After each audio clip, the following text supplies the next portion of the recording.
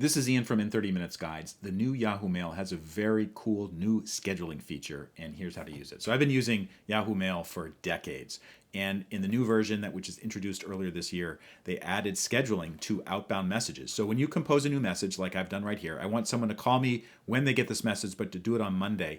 It's Saturday right now, so I don't want them to call me today. So I'm going to do send, but instead of pressing the send button, there's a little arrow pointing down. If you hover over it, it says schedule it for later. Press that, and then you have two options to send it tomorrow at 9 a.m., and that would be Sunday at 9 a.m., or Monday at 9 a.m. That's what I want.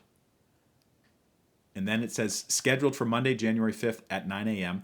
If you change your mind about it, on the left side of the Yahoo Mail navigation, there's a scheduled folder. Check that out. Here it is right here. It says sending January 5th at 9 a.m. If you change your mind, you can open it up and edit, or you just press the delete button and it will get rid of it. If this video helped, please take a moment to like it and follow me, and I'll see you next time.